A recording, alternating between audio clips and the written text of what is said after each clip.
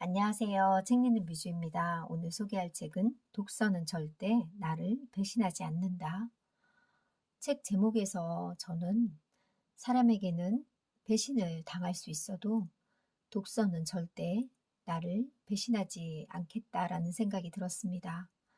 저자는 한국과 일본 300만 독자를 사로잡은 괴짜 교수로 불리우는 사이토 다카시. 저희 개인적인 생각은 독서는 나의 친구이며 내가 책장만 넘기면 나를 늘 반기면서 위로해주는 말없는 친구이자 든든한 지원자이지 않을까 생각해 봅니다. 마음을 열고 작가랑 대화하는 거, 작가의 이야기를 경청하는 시간, 독서는 삶의 원동력이 충분히 될 수 있다고 생각합니다. 작가를 소개할게요. 사이토 다카시, 일본 메이지 대학교 문학부 교수, 1960년 일본 시즈오카 현에서 태어나 도쿄대학교 법학부 및 동대학원 교육학 연구 박사과정을 거쳤고 교육학 신체론, 커뮤니케이션론을 전공했다. 2001년 출간된 신체 감각을 되찾다. 일본에서 권위 있는 학술상을 받았으며 소리내어 읽고 싶은 일본어는 250만 부 이상 판매되며 마이니치 출판 문화상 특별상을 수상하기도 했다.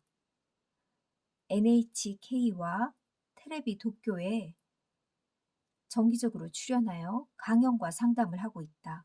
문학, 역사, 철학, 교육, 심리학부터 비즈니스 대화법, 글쓰기, 처세술까지 분야를 가리지 않는 방대한 지식과 일상생활에서 유용하게 쓸 수 있는 삶의 기술을 결합한 새로운 스타일의 글을 선보이며 세상에 대한 새로운 통찰력을 제공하면서도 누구나 쉽게 이해하고 공감할 수 있게 지식을 전달하는 교수라는 평을 듣고 있다고 합니다.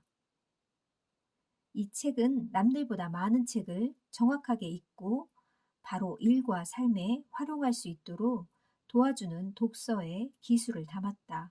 크고 작은 실패로 자신감을 잃고 방황하는 사람, 내면에 숨겨져 있던 가능성을 찾아 어제보다 더 나은 사람으로 살고 싶은 사람들에게 치열한 경쟁에서 살아남아 승리할 뿐 아니라 풍요로운 인생을 살 수 있도록 도움을 줄 것이다. 그의 저서로 국내에 소개된 것은 내가 공부하는 이유, 세계사를 움직이는 5가지의 힘, 잡담이 능력이다, 질문의 힘 외에 다수가 있다. 차례 챕터 1 독서는 절대 나를 배신하지 않는다. 챕터 2 인생은 책을 얼마나 읽었느냐에 따라 달라진다. 챕터 3 한 권을 재미있게 읽어야 100권을 읽을 수 있다. 챕터 4 바로 써먹을 수 있는 살아있는 독서의 기술.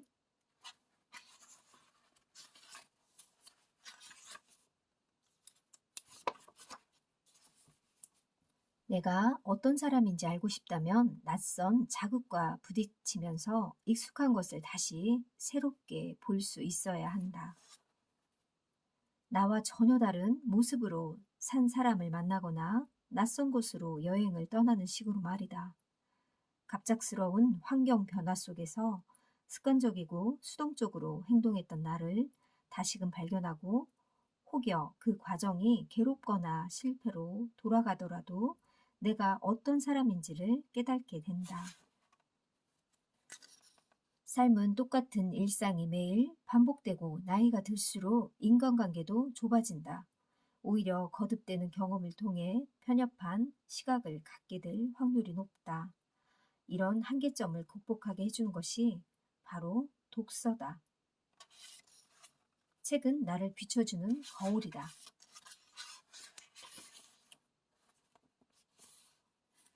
책을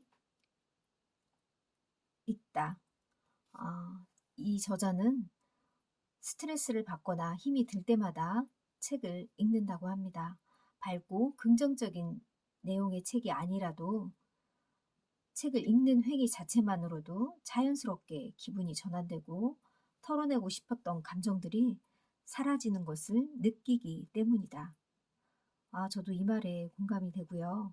책을 읽다 보면 이 책 속에서 몰입되면서 기분 전환이 되고 공간도 이동되는 그런 기분이 들 때가 있거든요. 책은 긍정적인 에너지를 준다. 책에 등장하는 인물이나 저자의 생각이 나를 동일시하면서 공감하고 위로를 받는다고 합니다.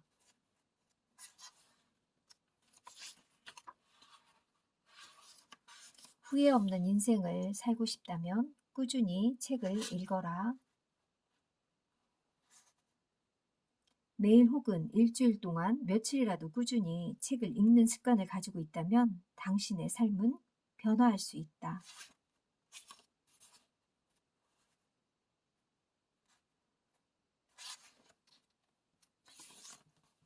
책 읽을 시간이 없다는 것은 핑계다. 10분 독서가 가져다 준 변화. 정말 하루에 10분이라도 읽는 그런 습관을 매일 들이면 너무나 많은 도움이 될 것 같다는 생각이 듭니다. 살 책이 없어도 서점에 가라.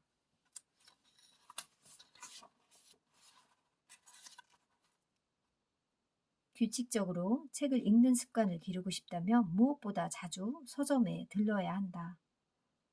저도 대형 서점에 가끔 가면 기분이 너무 좋아지고요. 저는 서점에서 5시간도 충분히 즐겁게 보낼 수 있는 사람입니다.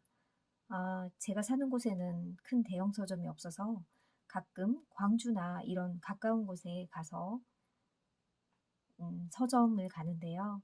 그럴 때 많은 책을 보면서 기분이 좋아지고 사람들이 많기 때문에 눈치 보이지 않아서 그것도 좋고 실컷 책을 보고 난 다음에 한두 권씩 책을 사는 그런 재미도 너무 쏠쏠하고 저에게는 즐거운 일입니다. 또한 읽고 싶은 책이 생겼을 때 바로 책을 손에 넣어야 독서로 이어진다. 아무리 의욕이 충만해도 생각만 하다 너무 많은 시간이 흘러버리면 처음 마음은 사라진다. 책을 읽어야겠다는 생각은 들지만 막상 실천에 옮겨지지가 않아 살 책이 없어도 서점에 수시로 둘러보라고 저자는 얘기합니다. 책을 사보기를 권하는 이유.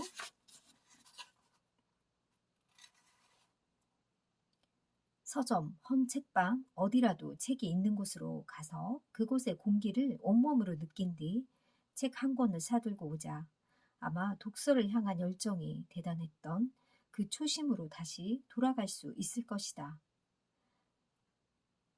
자신의 미래를 바꾸기 위한 최소한의 투자금이라는 마음으로 시작해 보라고 합니다. 어떤 분은 작가랑 커피 한 잔 한다고 그 돈으로 책을 사신다는 분도 계시는데요. 정말 맞는 말인 것 같습니다.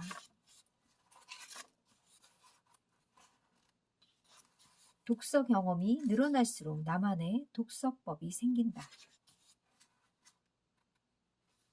처음에는 열심히 읽었는데 시간 낭비였다가 좋은 책인 줄 알고 구입했는데 막상 읽어보니 별 도움이 되지 않는다는 그런 시행착오를 겪게 될 것이다.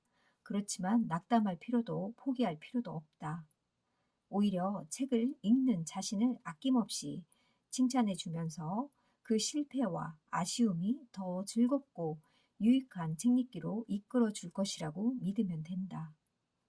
시간을 최대한 활용하면서 나에게 꼭 맞는 방법으로 책을 읽을지 스스로 알게 될 것이다. 책을 읽었다면 다음과 같은 질문에 답할 수 있어야 한다. 저자가 말하고 싶은 것이 무엇인가? 다 읽은 후에 어떤 생각이 떠올랐는가? 어느 부분이 가장 기억에 남는가? 다시 읽는다면 어느 부분을 제일 먼저 읽겠는가? 어떤 점을 배웠는가?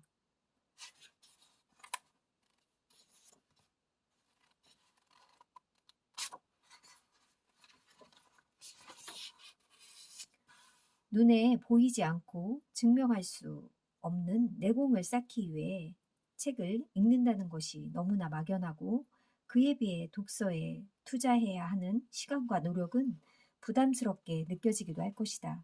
그러나 어제보다 조금이라도 더 나은 모습으로 살고 싶다면, 갑작스러운 인생의 일기에 흔들리고 싶지 않다면 매일 조금씩이라도 좋으니 꾸준하게 책을 읽어라. 독서를 시작했다면 눈에 보이지 않을 뿐이지 변화는 이미 시작되고 있다. 삶의 고비를 넘는 지혜는 책이 줄 것이다. 독서는 나를 성장하게 하고 어떤 삶의 위기에도 넘어지지 않게 붙잡아주는 가장 강력한 도구라고 저자는 얘기합니다. 여러분들도 난 독서 못해. 책이 눈에 안 들어와. 제 주위에도 그런 분들이 많은데요. 하루에 10분이라도 마음에 드는 문구라도 꼭 읽는 하루가 되었으면 좋겠습니다. 감사합니다.